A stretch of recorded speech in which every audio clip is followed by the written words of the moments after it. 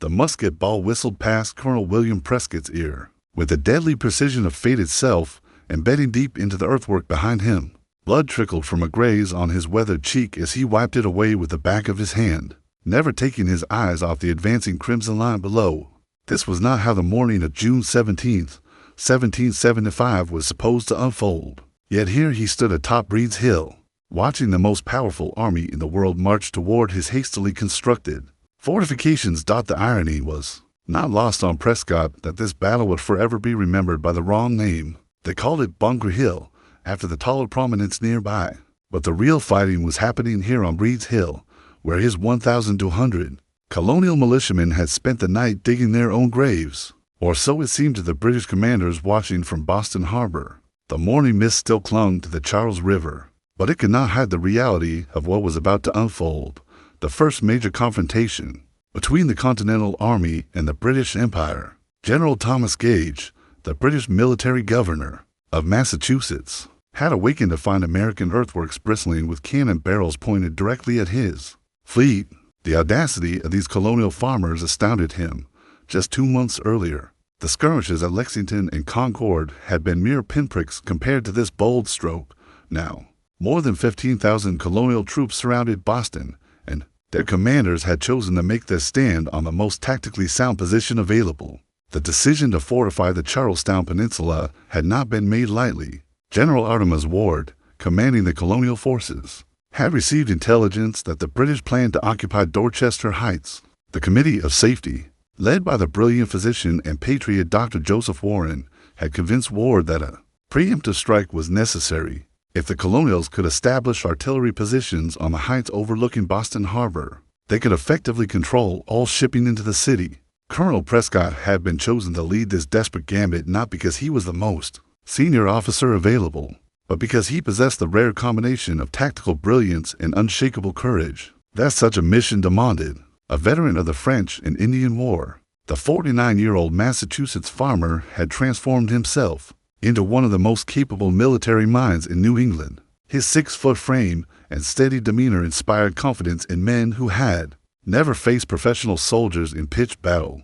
As referenced by the National Park Service historical records, the colonial force that marched onto the peninsula on the night of June 16th consisted of men from Massachusetts, Connecticut, New Hampshire, and Rhode Island regiments. These were not professional soldiers, but farmers, merchants, and craftsmen who had answered the call to defend their liberties. They carried whatever weapons they could find, some with muskets, others with fowling pieces, and a few with nothing more than farm tools hastily converted into pikes. The British response was swift and overwhelming.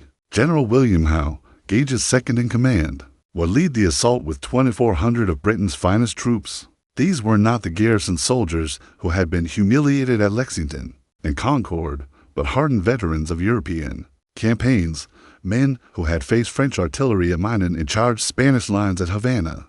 Their scarlet uniforms gleamed in the morning sun as they formed ranks on the Charlestown shore, bayonets fixed and colors flying.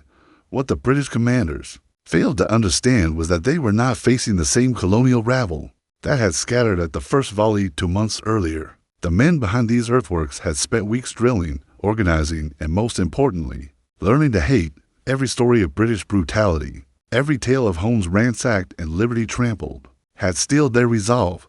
They had come to Breed's Hill not just to fight, but to prove that free men could stand against the world's greatest empire. The stage was set for a confrontation that would reshape the American Revolution. As the British drums began their ominous rhythm and the colonial defenders checked their powder and shot, both sides understood that this battle would determine whether the rebellion would continue as a series of hit-and-run skirmishes or escalate into a full-scale war for independence. Dr. Joseph Warren adjusted his silk waistcoat one final time before mounting his horse. The morning air of June 17th, carrying the acrid smell of cannon smoke from the British bombardment of Charlestown. As the newly commissioned Major General of the Massachusetts Militia, Warren could have commanded from a safe distance, coordinated supplies and reinforcements. Instead, he chose to ride directly into the teeth of the approaching storm, driven by a conviction that leaders must share the dangers they ask others to face. The bombardment had begun at dawn, when Admiral Samuel Graves ordered his ships to open fire on the colonial positions. The HMS Lively, Somerset, and Falcon unleashed their broadsides against the earthworks, their cannonballs gouging great chunks from the freshly dug fortifications. But the colonial engineers had learned their lessons well from European military manuals. The redoubt on Breed's Hill was designed to absorb punishment, its sloped walls deflecting shot that would have shattered vertical masonry. General Israel Putnam, the grizzled Connecticut veteran whose courage had become legendary during the French and Indian War, rode between the various colonial positions like a man possessed. At 57 years old, Old Put had seen more combat than any officer in either army, and his presence alone was worth a regiment of reinforcements. His booming voice carried across the peninsula as he shouted encouragement to nervous militiamen who had never faced professional soldiers in open battle. The British plan was elegantly simple in its conception. General Howe would land his forces at Molden's Point on the eastern shore of the peninsula, then advance into columns. The main force would assault the redoubt directly, while a flanking column under Brigadier General Robert Pickett would attack the colonial left wing and roll up their line. It was the kind of textbook maneuver that had won battles from Culloden to Quebec, executed by officers trained at the finest military academies in Europe. What the British had not anticipated was the sheer audacity of the colonial defensive preparations. Throughout the night of June 16th, working parties had extended the fortifications far beyond the main redoubt.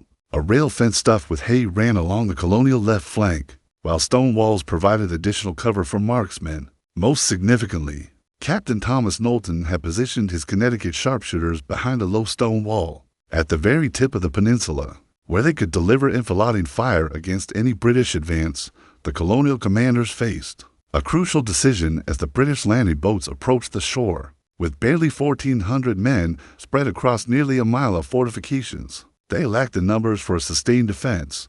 Ammunition was critically short. Many soldiers had fewer than 20 rounds each, barely enough for a single engagement. Yet retreat was unthinkable. Too much depended on their ability to prove that American resolve could match British steel. Warren's arrival at the redoubt created an immediate stir among the defenders. Here was one of the most prominent political leaders in Massachusetts, a man who could have remained safely in Boston writing pamphlets and organizing resistance. Instead, he had chosen to stand with common soldiers in what might be their final hour. When both Putnam and Prescott offered him command, Warren politely declined, requesting only to be sent wherever the fighting would be fiercest. The British landing proceeded with mechanical precision. Company after company of redcoats splashed ashore, their officers bellowing commands as sergeants dressed the ranks. These were the same regiments that had crushed Scottish clans at Culloden, the same battalions that had stormed French fortresses in Canada. Their brass buttons gleamed, their white crossbelts were pipe-clayed to perfection, and their brown best muskets had been honed to razor sharpness for the bayonet work that would inevitably follow. But as the British formed their assault columns, something unprecedented began to happen on the American side. Instead of the usual pre-battle panic that seized militia units, these colonial soldiers displayed an almost supernatural calm. Veterans of earlier skirmishes shared their wisdom with newcomers, checking flints and distributing the last precious grains of gunpowder. Men who had never fired a shot in anger practiced loading sequences. They had drilled countless times in village squares. The most famous command of the battle would soon echo across the American lines, though historians still debate who first spoke the words that would become legend. Whether it was Putnam, Prescott, or Warren himself, the message was clear and unmistakable. Don't fire until you see the whites of their eyes. This was not mere rhetoric, but tactical necessity with ammunition so scarce. Every shot had to count. As the British drums began their advance beat and the Scarlet Line started their measured march up the hill, both armies understood that the next few hours would determine the fate of the American rebellion. The colonials had chosen their ground well, but they faced the most professional military force in the world. Victory seemed impossible, but surrender was unthinkable. The first British assault began at precisely 3 o'clock in the afternoon, as General William Howe raised his sword and gave the command that would send 2,400 of His Majesty's finest soldiers marching toward eternity. The light infantry and grenadier companies advanced in perfect formation, their scarlet uniforms creating an intimidating wall of color against the green Massachusetts countryside. Behind them came the line regiments, each man knowing that his reputation and his nation's honor depended on taking that accursed hill.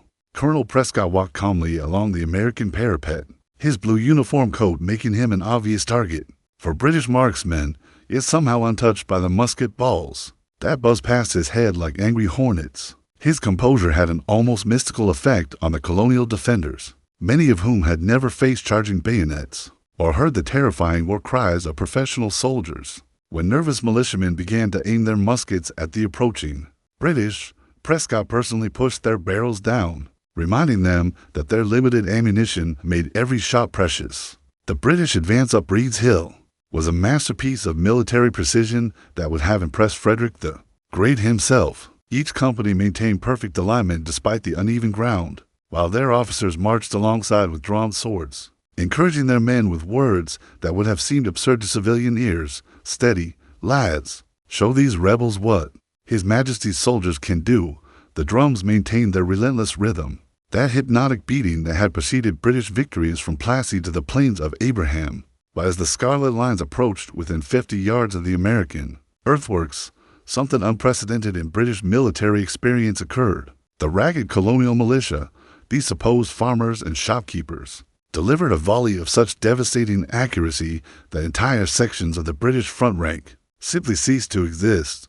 The brown bess muskets of the Americans might have been outdated, but in the hands of men who had hunted game since childhood, they became instruments of precision warfare. The carnage was immediate and horrific. Captain Walter Sloan Laurie of the 43rd Regiment of Foot fell with a musket ball through his throat, his life bleeding out onto Massachusetts soil before he could utter his final orders. Lieutenant Colonel James Abercrombie of the Grenadiers pitched forward with half his face blown away, while Major John Pitcairn of the Royal Marines, the same officer who had commanded at Lexington, collapsed with multiple wounds that would soon prove fatal. The cream of the British officer corps was being systematically destroyed by men they had dismissed as peasant rabble.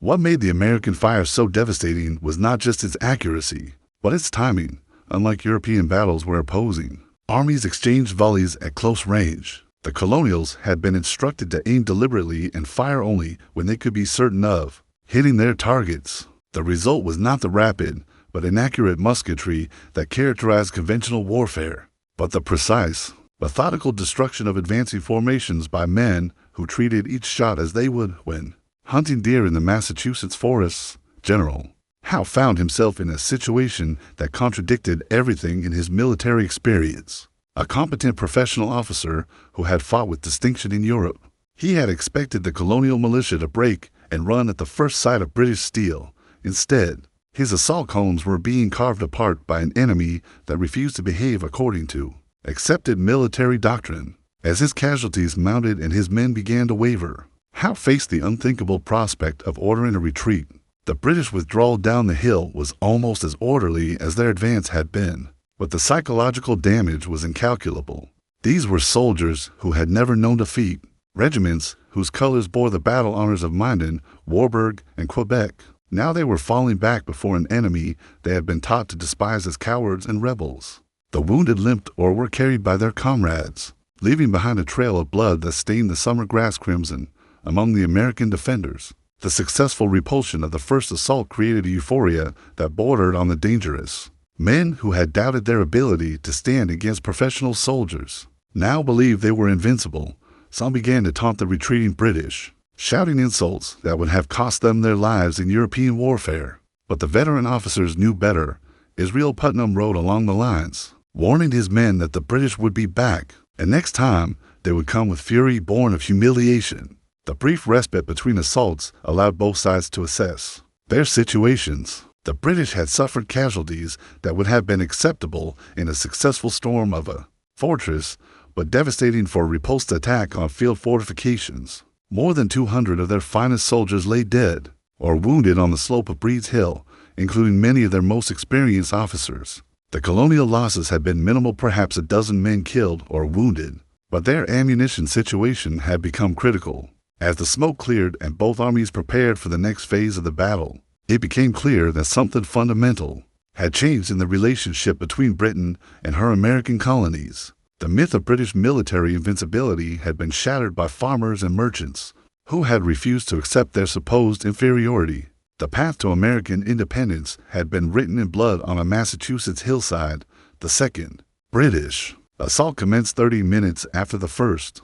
But this time General Howe had learned from his costly mistakes. The Scarlet ranks that reformed at the base of Breed's Hill carried a different weapon load instead of the standard ball cartridge. Many soldiers now bore buck and ball rounds, devastating at close range. More importantly, Howe had redistributed his forces, concentrating his main effort against the American left flank, where Captain Thomas Knowlton's Connecticut marksmen waited behind their stone wall. Dr. Joseph Warren had positioned himself near the most vulnerable section of the colonial line, where the hastily constructed breastwork connected to the rail fence. At 34 years old, Warren possessed one of the finest minds in Massachusetts, a physician whose political writings had inspired thousands to resist British tyranny. Now he knelt in the dirt beside common soldiers, checking his muskets, priming and mentally calculating how many rounds remained in his cartridge box. His presence electrified the militiamen around him. If such a prominent gentleman would risk his life beside them, perhaps their cause truly was worth dying for.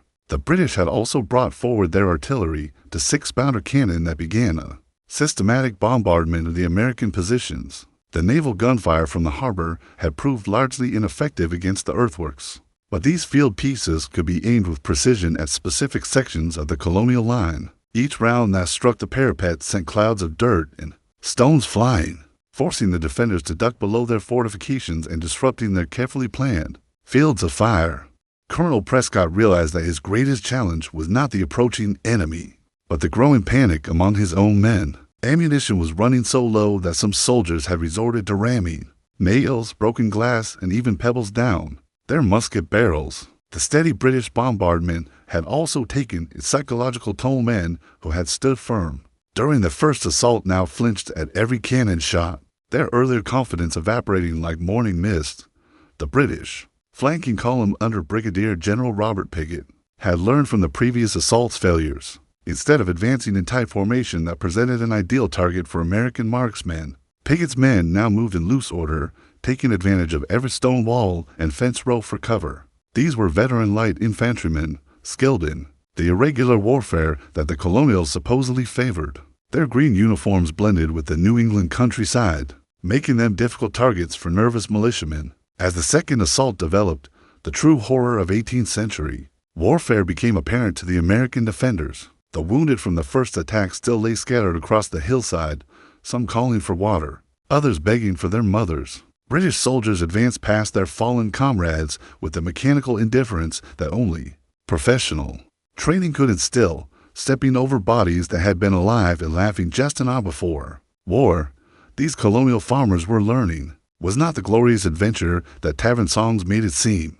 The fighting along the rail fence became particularly savage, as Knowlton's Connecticut men found themselves engaged in a kind of close quarters combat that their hunting skills had never prepared them for. British light infantry had worked their way to within 30 yards of the colonial position, close enough for individual soldiers to see each other's faces. The musketry became a deadly conversation, each volley answered by another, men falling on both sides with wounds that would have been survivable in peacetime, but proved fatal on a battlefield without adequate medical care. Captain Knowlton himself fell during this phase of the battle, a musket ball shattering his left shoulder and sending him tumbling behind the stone wall that his men defended so desperately. As blood soaked through his homespun shirt, he continued to direct his company's fire, pointing out targets and encouraging his men to aim low, where British equipment belts provided visible aiming points. His example of continuing to fight despite his wounds inspired his soldiers to hold their position.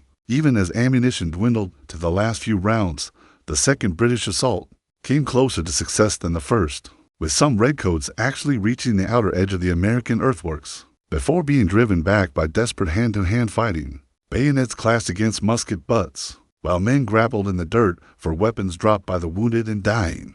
The professional training of the British soldiers began to tell in this kind of combat. They had drilled countless hours in bayonet work, while most of the colonials had never engaged in personal combat with edged weapons. But once again, the devastating accuracy of American musketry proved decisive. Men who could hit a squirrel at 100 yards found British officers to be much easier targets at 50. The scarlet uniforms that looked so magnificent on parade became death sentences in combat, making their wearers stand out against the Massachusetts landscape like targets at a county fair. British casualties mounted steadily, each fallen officer disrupting the careful coordination that made their assault formation so effective. As the second attack faltered and the British began their withdrawal, General Howe faced a decision that would haunt him for the rest of his military career. His regiments had suffered losses that would have ended most European battles, yet the American position remained intact. Professional military doctrine suggested that a third assault would be not just costly, but potentially catastrophic. However, British prestige demanded that these colonial rebels be crushed, regardless of the price in blood and treasure. The third and final British assault began as the afternoon sun cast long shadows across the Charlestown Peninsula, transforming the blood-stained battlefield into a landscape that would forever haunt the nightmares of survivors. General Howe, his uniform torn and stained with the blood of his fallen officers, had reorganized his remaining forces with the grim determination of a professional soldier who understood that retreat was no longer an option. The honor of the British Empire, built over centuries of military dominance, now rested on the shoulders of fewer than 1,800 men who had already tasted defeat twice. This time, Howe had stripped away all tactical subtlety in favor of brute force. The British would advance with fixed bayonets, carrying only the weapons they needed for close combat. No stopping to fire, no complex maneuvers, just a straightforward assault designed to overwhelm the American positions through sheer aggressive momentum. The soldiers who formed ranks for this final attempt were no longer the confident professionals who had landed at Moulton's Point 3 hours earlier. These were desperate men who had seen their friends and comrades torn apart by colonial musket fire, their faces set in expressions of grim resolve mixed with barely controlled terror. The American position had deteriorated catastrophically during the brief respite between assaults. Colonel Prescott's urgent appeals for ammunition had gone largely unanswered. The colonial supply system, already strained beyond capacity, could not deliver the hundreds of rounds needed to sustain the defense. Many militiamen now possessed fewer than 5 cartridges each, while some had no ammunition at all and waited with empty muskets that could serve only as clubs. In hand-to-hand combat, Dr. Warren had moved to the most exposed section of the redoubt, where the earthworks parapet had been partially collapsed by British artillery fire. His silk stockings were torn and mud-stained, his gentleman's clothing now indistinguishable from that of the common soldiers beside him. When younger militiamen offered to give him their remaining cartridges, Warren refused, insisting that he would take his chances like any other defender. His calm demeanor in the face of approaching death had a profound effect on the men around him, many of whom drew strength from his example of selfless courage. The British artillery bombardment that preceded the third assault was the most intense of the entire battle.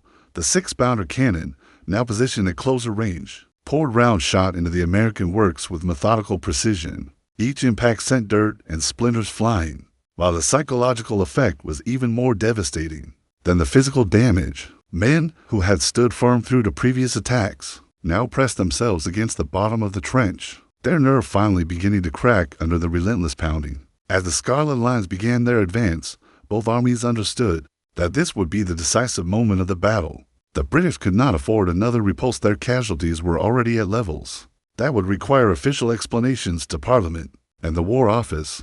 The Americans, facing almost certain annihilation if their position was overrun, prepared to sell their lives as dearly as possible. Many militiamen fixed their own bayonets, crude weapons fashioned by local blacksmiths that would have to serve against the finest steel that Birmingham could produce. The final assault developed with terrifying momentum. British soldiers, their faces twisted with battle fury, charged up the slope with a collective roar that could be heard across Boston Harbor. These men had been humiliated twice by colonial farmers, and their desire for revenge had reached a fever pitch that transformed disciplined professionals into something approaching berserkers. The measured pace of European warfare had given way to something more primitive and deadly. This time, the devastating American musketry that had stopped the previous assaults began to falter. With so little ammunition remaining, the colonials could not maintain the rapid, accurate fire that had proved so effective earlier. Individual shots rang out from various sections of the line, but the coordinated volleys that had carved apart British formations were now impossible. The Redcoats, sensing the change in their enemy's capabilities, pressed forward with renewed confidence. The breakthrough came at the rail fence, where Knowlton's Connecticut men had finally exhausted their ammunition entirely. British light infantry, advancing in small groups that made poor targets for the few remaining American marksmen, reached the stone wall and began the grim work of bayonet combat. Men who had never seen each other before this day now fought with the desperate intensity of mortal enemies, grappling in the dirt while their comrades continued the larger battle around them. Colonel Prescott, recognizing that his position was about to be overrun, gave the order that no commander wants to issue, every man for himself. The American withdrawal from Breed's Hill began as an organized tactical movement, but quickly degenerated into something approaching a rout as British soldiers poured over the earthworks. The disciplined militiamen who had stood firm through hours of bombardment and assault now scattered across the peninsula, some making for the narrow neck that connected Charlestown to the mainland, others seeking refuge in the town itself. Dr. Warren was among the last defenders to leave the redoubt, helping wounded soldiers retreat while British bayonets gleamed just yards away. His death, when it came, was both sudden and symbolic. A British musket ball struck him in the head as he turned to check on the withdrawal of his men. The most brilliant political mind of his generation died in the dirt of a Massachusetts hillside, his body initially unrecognized by the British soldiers who stepped over it. In their pursuit of fleeing Americans, the British had finally won their victory, but at a cost that would reshape the entire course of the American Revolution. The British flag that flew over the captured American redoubt on the evening of June 17th cast its shadow over a scene of carnage that shocked even veteran officers who had witnessed the bloodiest battles of European warfare. General William Howe stood amid the abandoned earthworks, his uniform coat pierced by a musket ball that had somehow missed flesh, surveying a victory that felt suspiciously like defeat. Of the 2,400 professional soldiers who had landed at Moulton's Point that morning, over 1,000 now lay dead or wounded on the slopes of Breed's Hill. The Butcher's Bill, as military men grimly called such tallies, told a story that would reverberate through the corridors of power. In London, 89 British officers had fallen, nearly 40% of those who had participated in the assault. These were not expendable common soldiers, but the trained professionals who formed the backbone of His Majesty's army, men whose experience and leadership could not be easily replaced. The King's Own Regiment had lost 70% of its strength, while the Royal Welsh Fusiliers had been so devastated that they would require complete reorganization. Among the American dead, the loss that would prove most significant was that of Dr. Joseph Warren, whose body was discovered the following morning by British burial parties. Warren's death created a martyr whose memory would inspire colonial resistance for years to come. As referenced by historical accounts from the Smithsonian Institution, Warren had arrived at the battlefield specifically requesting to be sent wherever the fighting would be fiercest, declining command positions offered by both General Putnam and Colonel Prescott in favor of serving as a common soldier. The tactical victory that the British had achieved came at a strategic cost that their commanders were only beginning to understand. The colonial militia, supposedly composed of cowardly farmers and merchants, had demonstrated a level of military competence that challenged fundamental assumptions about colonial capabilities. More importantly, they had proved they could stand against the finest troops in the world and inflict casualties that would have been considered acceptable only in a successful assault on a major fortress. Colonel Prescott's withdrawal from the hill had been executed with a skill that impressed even his enemies. Despite being outnumbered and running low on ammunition, the American forces had conducted a fighting retreat that prevented the British from achieving the complete destruction they had hoped for. Small groups of militiamen had continued to harass the advancing redcoats, using their knowledge of local terrain to exact a steady toll of casualties even in defeat. The British medical services, overwhelmed by the scale of casualties, struggled to provide adequate care for their wounded. Surgeons' mates worked by lamplight through the night, their crude instruments and limited supplies proving inadequate for wounds inflicted by large-caliber musket balls at close range. Many soldiers who might have survived their injuries in a properly equipped hospital died from blood loss or infection on the battlefield, their final hours a testament to the brutal reality of 18th century warfare. General Thomas Gage, the military governor whose decision to assault the colonial positions had precipitated the bloodbath, found himself in an impossible situation. He could claim a tactical victory. The American earthworks had been captured and their forces driven from the field. However, the cost of that victory had been so high that it effectively ended any hope of crushing the colonial rebellion through military force alone. The British garrison in Boston was now so weakened that it could barely defend the city, let alone conduct offensive operations.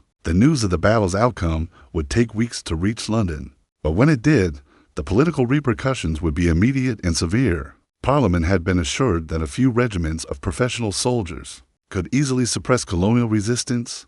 Instead, they learned that a single afternoon's fighting had cost more British lives than some entire European campaigns. The comfortable assumptions about colonial military incompetence that had shaped imperial policy were shattered by the reality of what had happened on Breed's Hill. For the American cause, the battle represented a psychological victory that was worth more than any tactical success. Word of the colonials' performance spread rapidly through the rebellious provinces, inspiring thousands of additional men to join the Continental Army. The myth that British soldiers were invincible had been permanently destroyed by farmers and shopkeepers who had chosen to stand and fight rather than submit to imperial authority. The burning of Charlestown, which the British had bombarded with incendiary shells during the battle, provided a powerful symbol of imperial tyranny that colonial propagandists would exploit. For years to come, the sight of an entire New England town consumed by flames, ordered by British commanders as a military expedient, reinforced the growing conviction that reconciliation with the mother country was impossible. General Howe's private correspondence, discovered years later by historians, revealed the profound impact that the battle had on British military thinking. The rebels, he wrote, are not the despicable rabble too many have supposed them to be. This grudging respect would influence British strategy for the remainder of the war, as commanders learned to treat their colonial opponents as serious military adversaries, rather than armed mobs. The morning of June 18, 1775, dawned gray and somber over the Charlestown Peninsula, where the smoke from smoldering buildings mixed with the morning mist to create a shroud over the battlefield.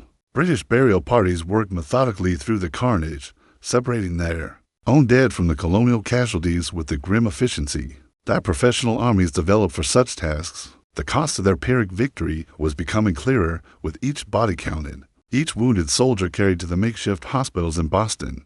General Artemas Ward, commanding the colonial forces from his headquarters in Cambridge, received reports throughout the day that painted a picture both heartening and tragic. His militia had suffered relatively light casualties, fewer than 150 killed and wounded, but among the dead were some of the most capable leaders the cause possessed. The loss of Joseph Warren, in particular, would create a void in both military and political leadership that would take years to fill.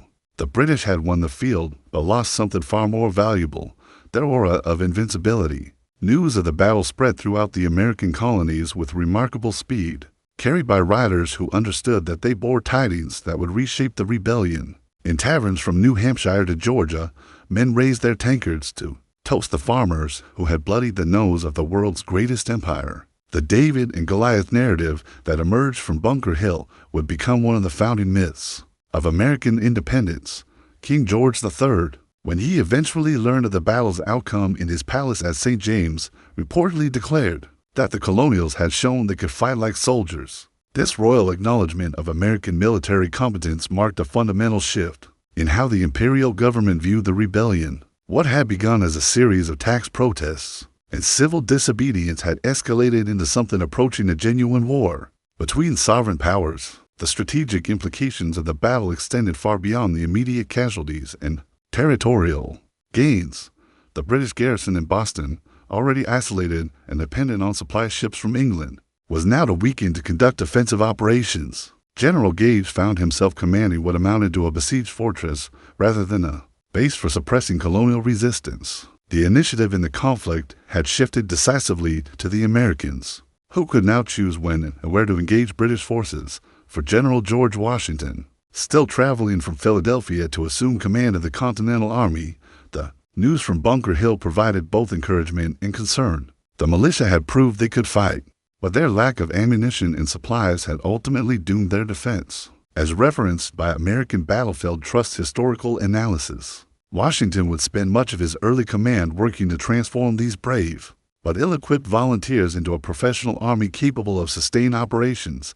The battle's impact on European opinion proved equally significant in the long term. French observers, already skeptical of British military competence after previous colonial setbacks, began to see the American rebellion as a potential opportunity to weaken their ancient enemy, the seeds of the French alliance that would prove crucial to American victory. were planted in the blood-soaked soil of Breed's Hill.